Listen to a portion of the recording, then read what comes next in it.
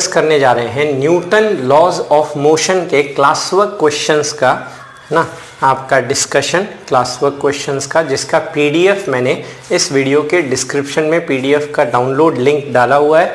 तो शुरू करते हैं क्वेश्चन नंबर 1 से। आप क्वेश्चन नंबर 1 देख सकते हैं। क्वेश्चन 1 लिखा है a force F vector produces an acceleration of √2 metre per second square in a body, calculate mass of the body. तो मुझे क्या बोला गया है, फोर्स वेक्टर दिया है आई कैप जे कैप करते हुए, विच इज 6 आई कैप, आगे लिखते हुए -8 जे कैप, फिर मैं बोल सकता हूं +10 के कैप न्यूटन करके दिया हुआ है। ये तो हो गया फोर्स वेक्टर फॉर्म में। उसके बाद एक्सीलरेशन जो बोला गया है, एक्सीलरेशन मुझे दिया गया है is √2 metre per second square करके, मुझसे पूछा गया मास। अब यहाँ पे एक्सीलरेशन जो है वो वेक्टर फॉर्म में नहीं दिया हुआ, तो पहला काम क्या करते हैं, इस फोर्स का, जैसे एक्सीलरेशन का सीधा मैग्नीट्यूड दे दिया तो उसी तरह से फोर्स का मैग्नीट्यूड निकालते हैं। मैग्नीट्यूड कैसे निकालेंगे, आई कैप कंपोनेंट का स्क्वायर, जे कैप कंपोनेंट का स्क्वायर, के कैप कंपोनेंट का स्क्वायर लेके रूट ले लिया जाए। 6 स्क्वायर आया 36 प्लस 64, 36 64 100 और 100 होके मेरे पास हो गया 200। ये निकल के आ गया मेरे पास 10√2, 100 का स्क्वायर रूट 10 और आगे रहा √2 न्यूटन। ये तो आ गया फोर्स वेक्टर का मैग्नीट्यूड। अब हम जाते हैं आपका न्यूटन के सेकेंड लॉ से, फोर्स बराबर मास इनटू एक्सीलरेशन। तो हमसे पूछा गया मास क्या होगा। अब मास क्योंकि एक स्केलर क्वांटिटी है तो फोर्स का मैग्नीट्यूड को एक्सीलरेशन के मैग्नीट्यूड से डिवाइड कर दिया जाए। फोर्स का मैग्नीट्यूड हम निकाल चुके हैं इज 10√2, फिर एक्सीलरेशन का मैग्नीट्यूड निकाला जा चुका है √2 से √2 कैंसिल किया जाए तो यहां से मास निकल के आ गया 10 kg करके। तो ये है हमारा बॉडी का मास कितना रहा, दैट इज 10 kg। कोई आई कैप जे कैप नहीं लगाना है, स्केलर। फिर से देखते हैं, फोर्स दिया था आई कैप जे कैप फॉर्म में, एक्सीलरेशन का सीधा मैग्नीट्यूड दिया था √2, हमसे पूछा था मास कितना होगा। तो force equal to mass into acceleration, mass चाहिए तो फोर्स बाय एक्सीलरेशन करना है। फोर्स का मैग्नीट्यूड निकालने जाएंगे कैसे, आई कैप का कंपोनेंट स्क्वायर, जे कैप कंपोनेंट का स्क्वायर और के कैप कंपोनेंट का स्क्वायर करो, ऐड करो, √200 आएगा, दैट इज 10√2।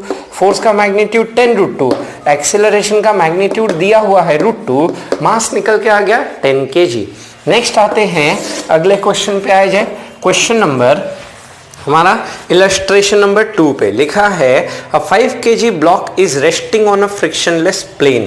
तो लेट्स से एक 5 kg का ब्लॉक है जहां, है ना, जो जिस सरफेस पे रुका हुआ है वो सरफेस में कोई फ्रिक्शन नहीं है।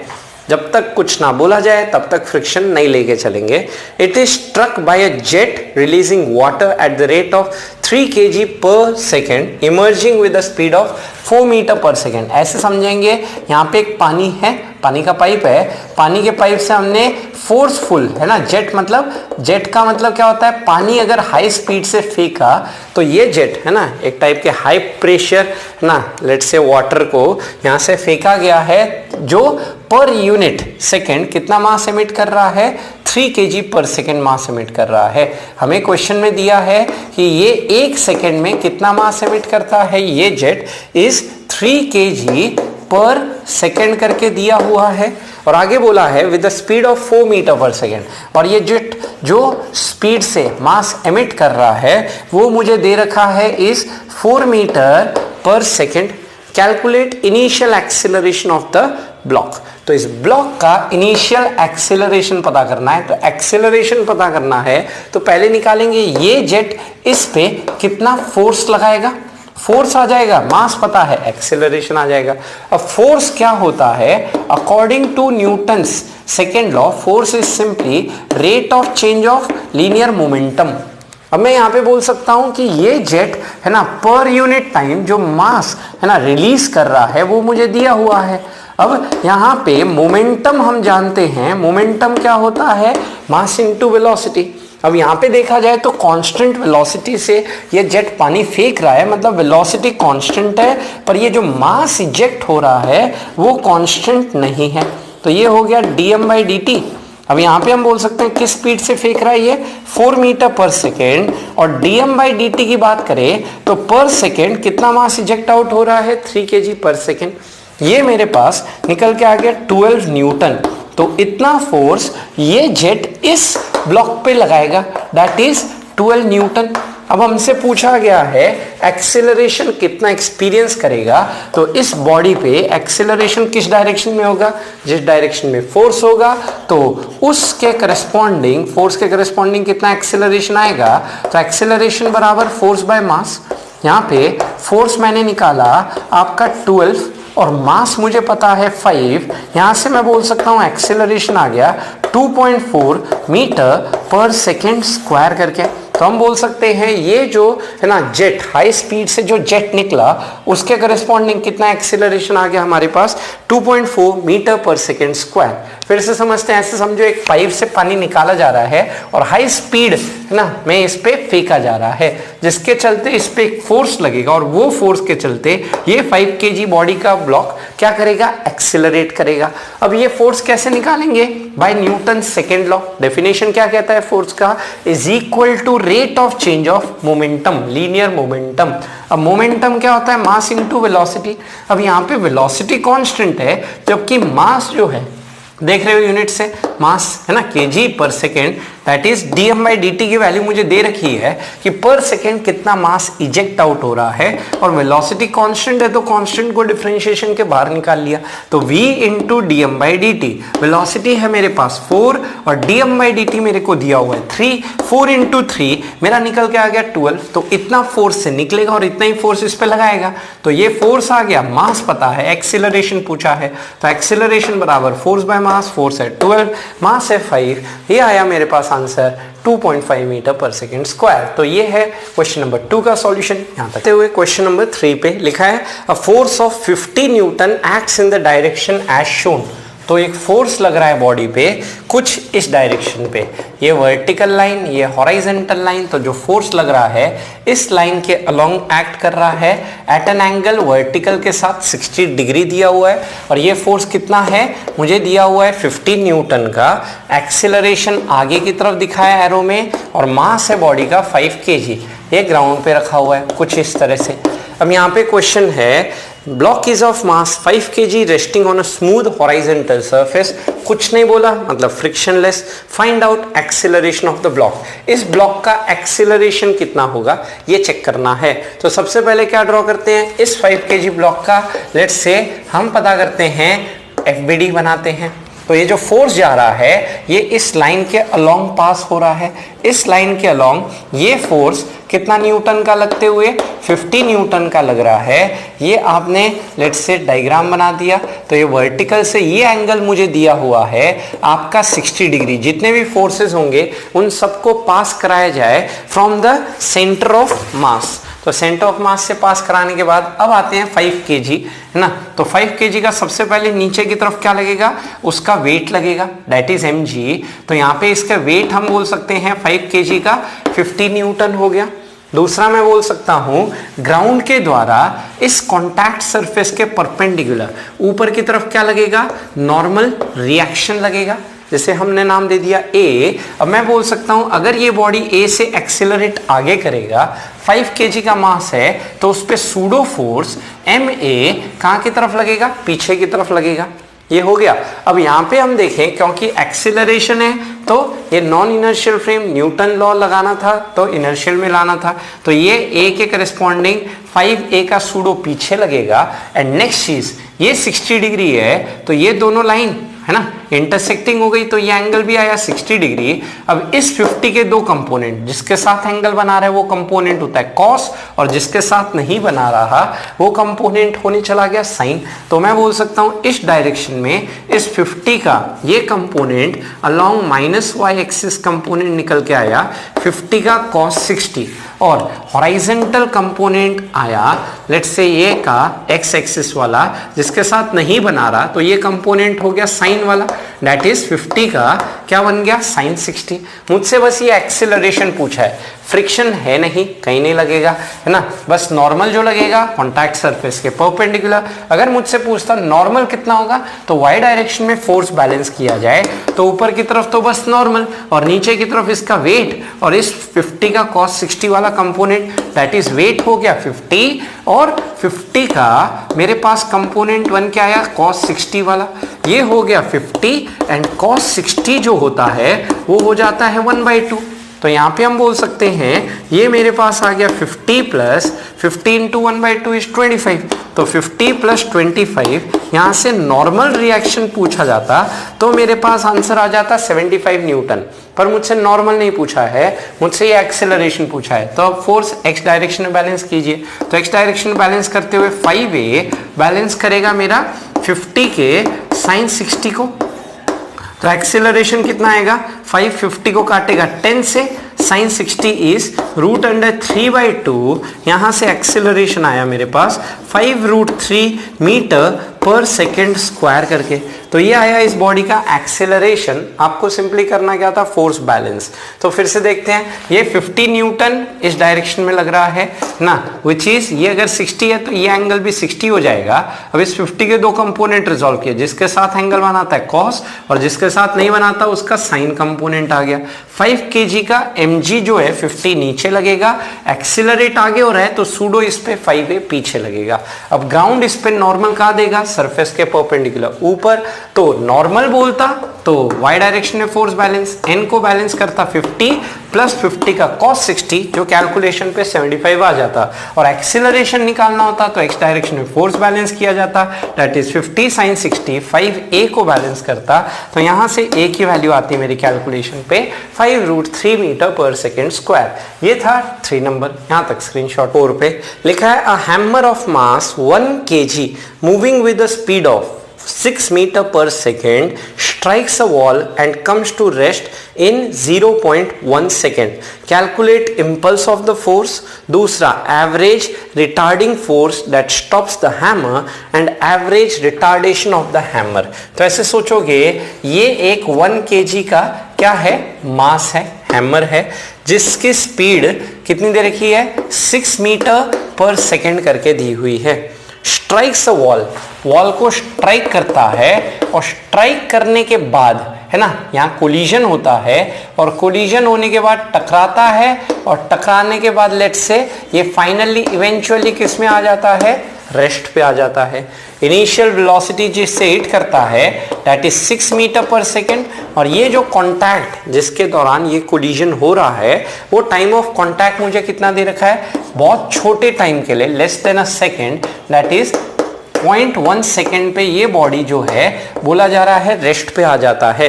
पहला चीज पूछा गया है इम्पल्स। अब इस इम्पल्स की बात करूं तो इम्पल्स का मतलब क्या होता है, इम्पल्स मींस बड़ा फोर्स बहुत छोटे टाइम के लिए अगर लगे, जैसे क्रिकेट बैट से बॉल हिट करते हैं तो वो बड़ा सारा, है ना, फोर्स जो आपने लगाया बैट पे, उस बैट ने जो कांटेक्ट टाइम लगा होगा, बैट और बॉल के बीच जो कांटेक्ट हुआ होगा वो कांटेक्ट टाइम बहुत छोटा होगा, बहुत छोटा निग्लिजिबल टाइम होगा, हम बोल सकते हैं dt।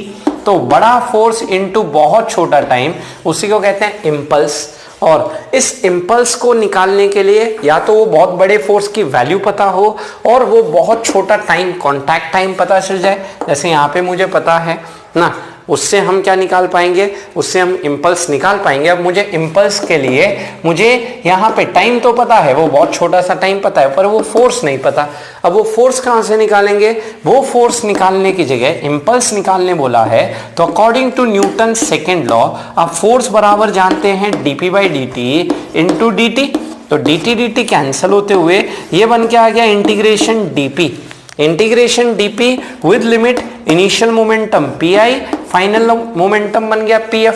अब dp का है ना, लेट्स से इंटीग्रेशन p आया, ये बन गया pi से pf which is equal to मेरे पास आया pf माइनस pi। तो मैं बोलता हूं जब भी मुझे इम्पल्स पूछता है आप क्या निकाल दीजिए, चेंज इन मोमेंटम, है ना। इम्पल्स दो तरीके से बोल सकते हैं, या तो आपका इम्पल्स निकालना है तो या तो बड़ा फोर्स बहुत छोटे टाइम के लिए पता हो, है ना, यहाँ डॉट प्रोडक्ट नहीं, यहाँ सिंपली एफ डी टी की बात हो रही है, या फिर वो चेंज इन मोमेंटम निकाल दे ना, ये दोनों में कोई एक चीज पता होनी चाहिए। अब जैसे यहाँ पे चेंज इन है ना, लेट्स से वो जो टाइम है कॉन्टैक्ट टाइम, जितने टाइम के लिए वॉल इस पे फोर्स लगाएगी to bring that body in rest, वो टाइम हमें यहाँ पे पता है, पर वो फोर्स हमें नहीं पता यहाँ पे ना, कि वो जो फोर्स जो ये वॉल लगा रही होगी इसको रोकने के लिए वो फोर्स यहाँ पे नहीं दिया हुआ।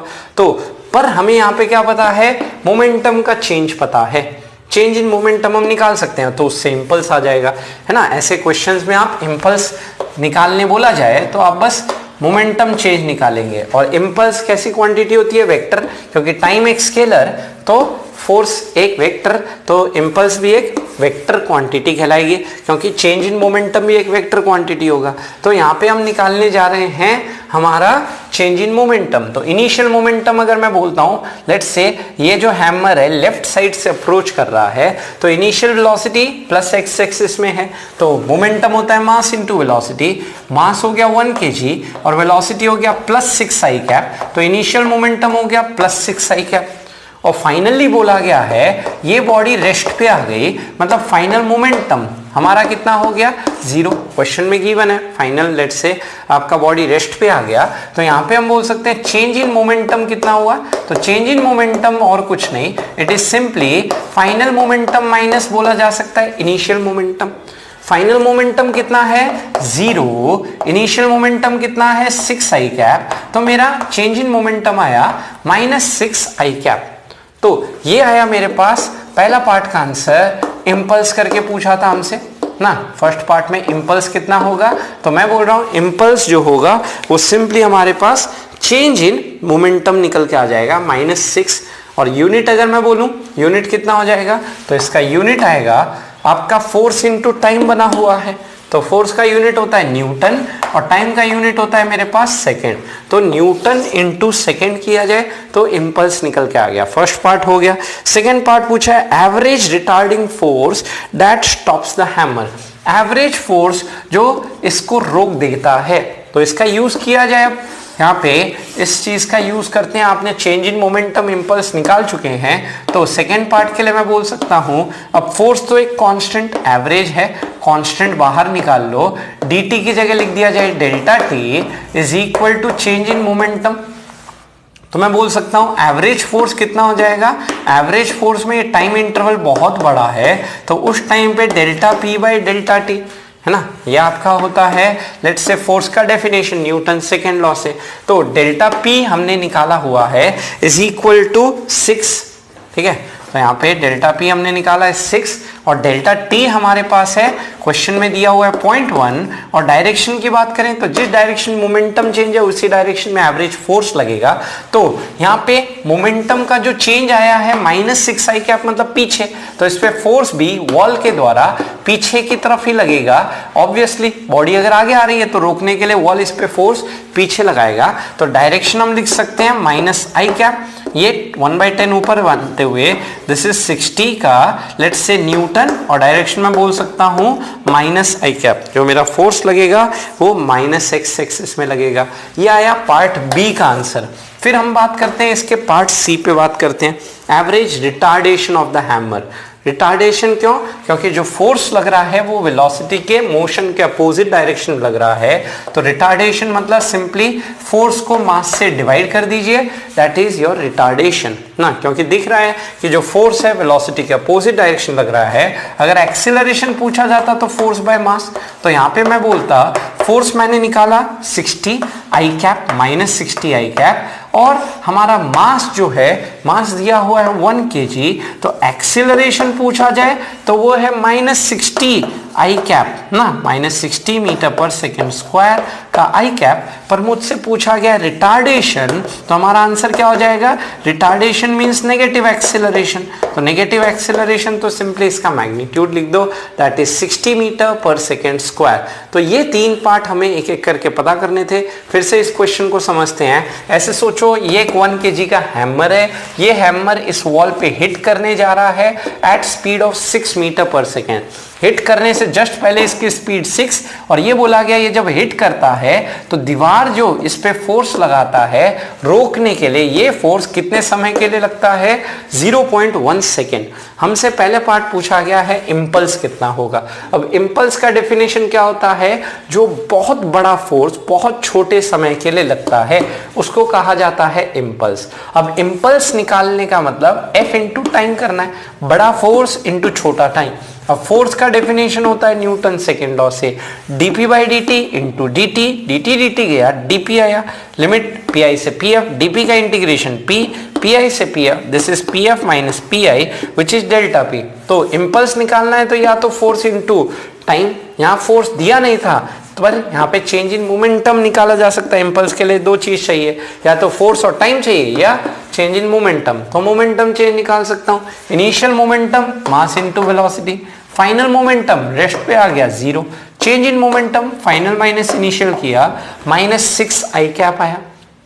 नेक्स्ट पूछा गया एवरेज फोर्स, तो न्यूटन सेकेंड लॉ का डेफिनेशन यूज किए, delta P by delta T, ये आया 60 न्यूटन माइनस आई कैप, मतलब पीछे की तरफ लग रहा है। और फिर पूछा है रिटार्डेशन कितना होगा, तो force by mass -60 I cap by 1 that is -60 metre per second square. तो आंसर आ गया मेरे पास 60 मीटर पर सेकेंड स्क्वायर। तो ये है मेरा क्वेश्चन नंबर 4 का सॉल्यूशन। आते हैं क्वेश्चन नंबर 5। क्वेश्चन 5 है मेरे पास, कुछ इस टाइप का सेटअप है, ये आपको दिया हुआ है, लेट्स से ना, लिखा है a ball of 0.2 kg hits a wall with a velocity of 25 metre per second at an angle of 45 degree, ball rebounds at 90 degree to the direction of incidence, calculate magnitude of change in momentum of the let's say ball. तो बोला है एक ball है, ball का मास कितना दिया हुआ है, बॉल का मास दिया हुआ है 0.2 kg करके दिया है क्वेश्चन में। अब लिखा है ये बॉल किस स्पीड से जा रहा है, at a velocity of 25 metre per second, और ये बोलता है कि ये बॉल इस वॉल को हिट करता है at an angle of 45 degree. ये जो है ये 45 डिग्री पे हिट करता है वॉल को, लेट्स से ये एंगल मैं बोल देता हूँ 45 डिग्री दिया हुआ है, तो ये नॉर्मल से हिट करता है ना, ये नॉर्मल लेट्स से इस सरफेस का नॉर्मल लाइन जो ये रही, तो यहाँ पे ये 45 डिग्री है, तो ये नॉर्मल बोल रहा हूँ तो ये एंगल 90 हो गया, तो ये 45 है तो ये एंगल भी ऑब्वियसली कितना आएगा 45 डिग्री आएगा। If the ball rebounds at 90 degree to the direction of incidence, incidence direction के ये बोला गया है ये बॉल रिबाउंड होके कितना डिग्री पे जाता है 90 डिग्री पे जाता है, तो ये अगर 45 डिग्री है तो ये एंगल भी मेरे पास आ जाएगा 45 डिग्री ना, रिबाउंड करके जो बॉल जा रहा है।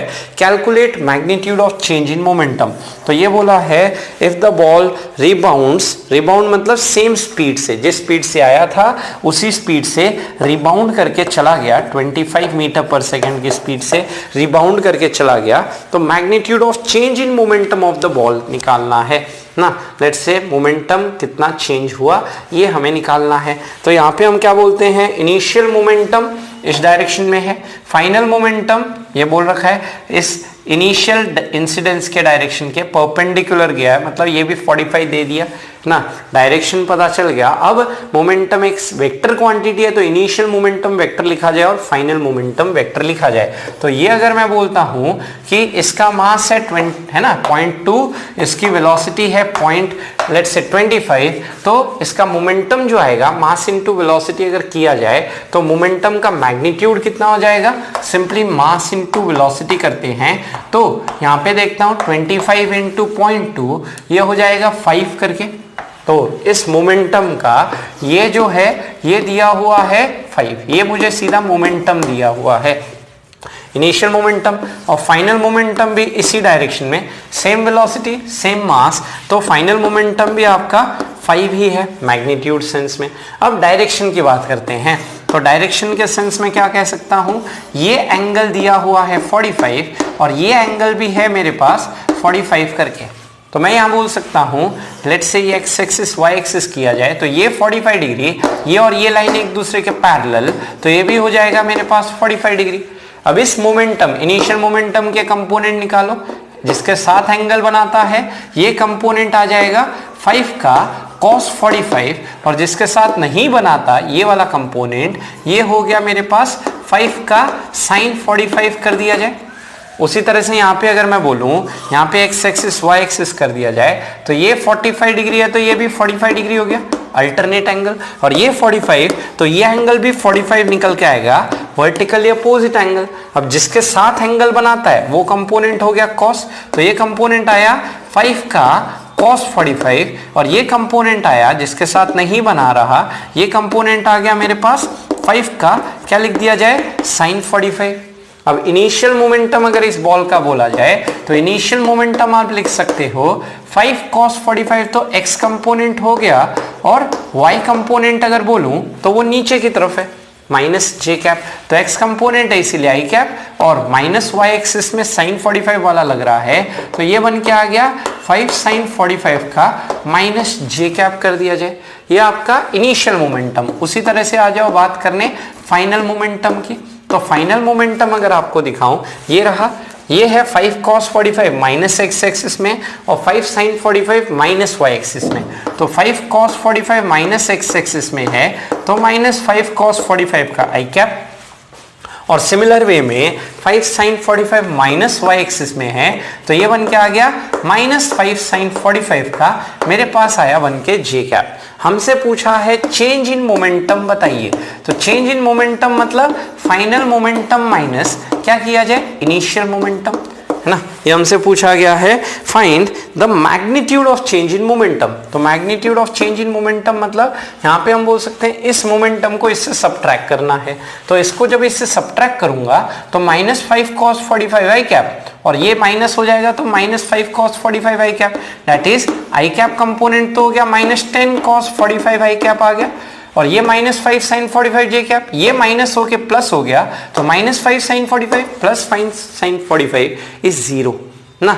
ये दोनों तो सेम है तो इसमें कोई मोमेंटम चेंज नहीं हो रहा, तो यहाँ पे सिंपली क्या बन के आ गया, ये मेरे पास आ गया cos 45 होता है 1/√2, तो यहाँ पे रेशनलाइज किया जाए √2 से तो ये आया 5√2 जे कैप। तो हमसे पूछा था इस चेंज इन मोमेंटम का मैग्नीट्यूड बताइए कितना है, तो चेंज इन मोमेंटम का अगर मैग्नीट्यूड पूछा जाए तो 5√2 और मोमेंटम है तो मोमेंटम का यूनिट लिख दिया जाए दैट इज, है ना, mass into velocity kg metre per second ना। और डायरेक्शन कहाँ की तरफ आया है, माइनस आई कैप के डायरेक्शन की तरफ आया है, मतलब जो बॉडी का मोमेंटम चेंज हो रहा है वो किस एक्सिस में हो रहा है, माइनस एक्स एक्सिस में हो रहा है, मतलब जिस डायरेक्शन में मोमेंटम चेंज होगा उसी डायरेक्शन में फोर्स भी लगेगा। तो हम बोल सकते हैं वॉल जो इस पे फोर्स लगाएगा इस डायरेक्शन में, क्योंकि y डायरेक्शन में आप देख रहे हो जो वेलोसिटी या मोमेंटम का जो कंपोनेंट है वो तो सेम है, ये 5 sin 45 है, फाइनल मोमेंटम भी 5 sin 45 है। जो मोमेंटम चेंज हुआ इनिशियल प्लस 5 cos 45 था, final 5 cos 45 minus x axis में था, तो माइनस एक्स एक्सिस वाला कंपोनेंट चेंज हुआ, सीधा देखा जा सकता है। तो माइनस 5 cos 45 आई कैप और ये माइनस 5 cos 45 प्लस आई कैप, यहाँ से निकल के आ गया माइनस 10 cos 45 आई कैप करके। तो ये है क्वेश्चन नंबर 5।